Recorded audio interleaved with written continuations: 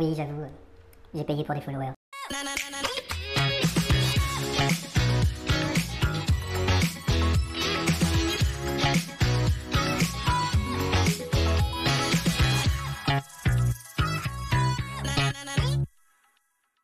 Bonjour tout le monde, je me présente, je suis Phil BKA. Super heureux de vous voir aujourd'hui, surtout en fait à propos de quelque chose qui me tient effectivement très à cœur, c'est la croissance d'un compte Instagram en utilisant des tactiques de paid.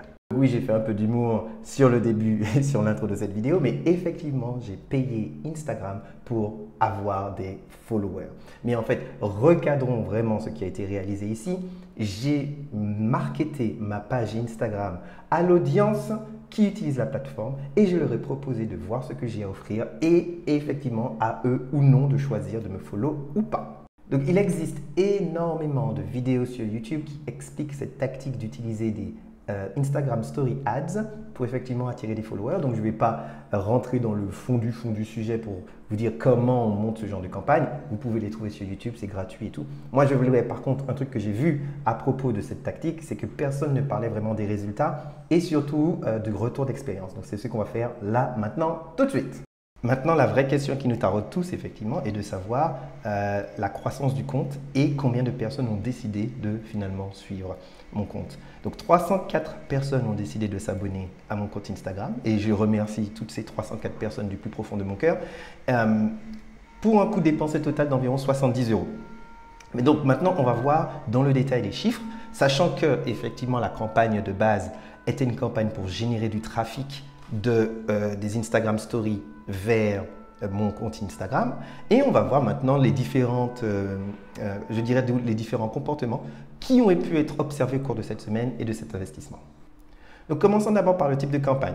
La campagne principale, l'axe majeur était de créer une campagne de trafic pour générer du trafic, c'est-à-dire des clics entre la Story Ads vers mon compte Instagram. Encore une fois, sur YouTube, on explique comment faire pour ne pas briser l'expérience utilisateur pour que les gens restent dans Instagram pendant qu'on fait ce type de campagne. Et à titre d'essai, j'ai mis à côté une petite campagne que j'ai fait tourner pendant 2 jours qui était une campagne d'awareness qui était en fait d'avoir un post que j'ai déjà publié par le passé pour qu'il soit sur Instagram Explore Page, qui est effectivement la page où tout le monde veut être, mais effectivement Instagram permet de payer pour avoir un post qui apparaît sur cette page, donc je l'ai fait. Donc on verra qu'en termes d'ajout de nouvelles personnes qui ont décidé de s'abonner, 30% des gens qui ont décidé de s'abonner l'ont fait au jour 3 de la campagne, donc environ 30%, c'est-à-dire 95 nouveaux abonnés ont décidé de me suivre à partir du jour 3 de la campagne. Donc il y a eu, comme vous pouvez le voir, des très très hauts et des très très bas et il y a une explication à tout cela et on va voir dans le détail pourquoi le haut et surtout pourquoi le bas. Donc quand on calcule le trafic, et qu'on fait des calculs de performance sur les campagnes de trafic, quelle que soit la plateforme en digital marketing, le premier indicateur, c'est le CPC qui est en fait le coût pour clic. Donc, l'objectif de ce type de campagne est d'avoir un maximum de trafic au moindre prix. Donc, c'est-à-dire que le clic doit coûter le moins cher possible. D'un point de vue à ce niveau stratégique, j'ai pu descendre à un coût pour clic au plus bas qui était aux alentours des 4 centimes le clic.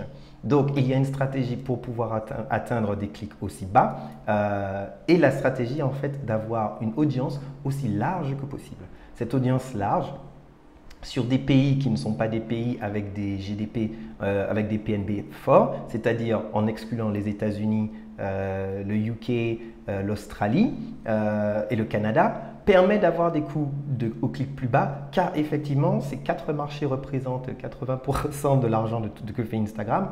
Et du coup, si on retire cette audience qui est une audience très très chère à avoir, on peut du coup obtenir des coûts pour clic relativement bas.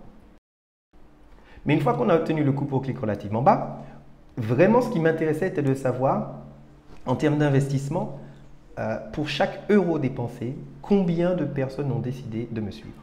Et le plus grand, le plus fort, était la toute première journée où on était à peu près à 8 nouveaux abonnements par euro dépensé. Cependant, si on revient un tout petit peu et qu'on se souvient que c'était le jour 2 ou le jour 3 de la campagne avec les 95 nouveaux abonnés, ce n'était pourtant pas là où il y avait le coût en tout cas, ce n'était pas ce jour où on a eu le retour sur investissement en termes de croissance du compte le plus fort. Ce retour sur investissement, selon moi, a été le plus intéressant en jour 4, où pour chaque euro dépensé, il y a eu 6,4 nouveaux abonnés. Et d'ailleurs, quand on va un tout petit peu plus loin dans le processus et qu'on du coup calcule le taux de conversion, qui est le nombre de visites faites sur le post ce jour-ci, divisé par le nombre d'abonnés qui ont décidé de s'abonner, on se rend compte en fait qu'effectivement en jour 4, presque une personne sur deux qui tombait sur mon compte a décidé de s'abonner avec 45% de taux de conversion. Ce qui, je pense, est relativement énorme, sachant que quand on regarde un peu les taux de conversion dans le monde de l'email marketing, où dès qu'on tombe sur une newsletter pour en fait obtenir des adresses email, une très bonne campagne, on est à 50%. Et dès qu'on est à 50%, c'est-à-dire qu'on est à bon. Mais du coup, et toutes choses étant égales par ailleurs, dans le monde d'Instagram, les taux de conversion sont plus hauts. Donc, je pense fondamentalement que 45% est ce qu'entre guillemets la baseline, c'est vraiment le minimum vital. Quand je vais recommencer cette campagne, il faut que je réussisse à répliquer ce modèle pour avoir des choses du genre peut-être 70 voire 75%, que 3 personnes sur 4 qui viennent visiter ma page Instagram décident qu'il y a suffisamment de valeur pour eux et qu'ils décident du coup de s'abonner.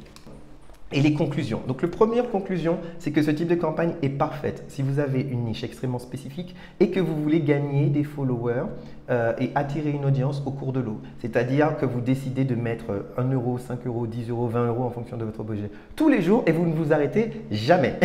Et vous vous assurez que la campagne ne se termine jamais. Car un point que Facebook fait, et c'est là où ils sont un petit peu cheeky, c'est que quand on met une date de fin à une campagne, la croissance sur Facebook fait ça. Donc, la performance de la campagne fait ça. Et vers le jour après le milieu de la campagne, ça s'écrase en fait.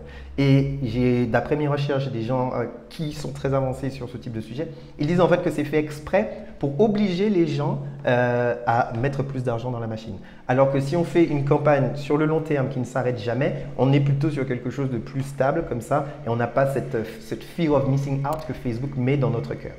Le deuxième point, c'est vraiment la qualité de la page. Et c'est là où, en fait, si on y réfléchit bien, votre page Instagram est une landing page. C'est là où, en fait, les gens atterrissent et c'est là où, en une seconde, ils décident si oui ou non ça les intéresse. Donc, la qualité de votre flux est indispensable. La cohérence de votre flux est indispensable.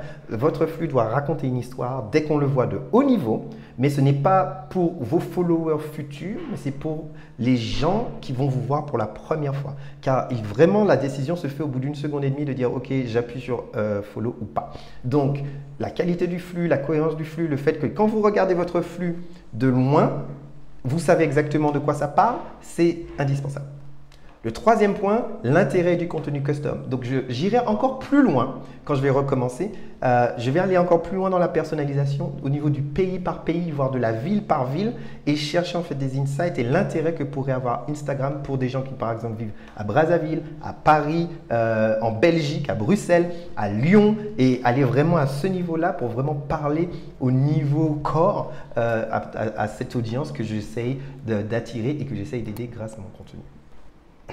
Maintenant, ce que je vais définitivement améliorer, c'est d'abord numéro 1, la copie de ma bio et la copie de la créa.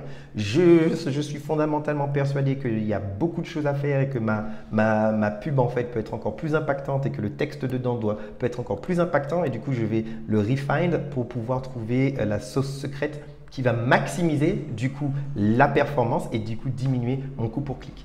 Le dernier point, et je dois l'avouer, je suis un gars fondamentalement impatient, j'aime quand les choses vont vite dans un monde où tout va trop vite, mais quelque chose comme ça ne peut pas être pressé. Vous ne pouvez pas, à moins que vous mettiez 1000 € en un jour, vous ne pouvez pas voir votre audience faire juste ça. Ce n'est juste pas possible, à moins d'aller faire maintenant des paid shout-out avec des pages beaucoup plus grosses. Donc, vu qu'il faut être patient, c'est vraiment quelque chose où il faut changer votre mindset et changer votre point de vue sur ce que vous faites. Ici, il s'agit d'attirer des gens au fil de l'eau et c'est limite, c'est du turn and forget. J'espère que ça vous a intéressé, que vous y avez trouvé de la valeur ajoutée. N'hésitez pas à me dire si vous deviez faire ce type de stratégie, combien êtes-vous prêt à investir par jour et quel type d'audience vous souhaiteriez attirer. Et n'oubliez pas, il s'agit d'apporter de la valeur, répondre à des questions, régler un besoin, créer une transformation. C'est que comme ça que du coup, on pourra tous croître sur Instagram. À plus!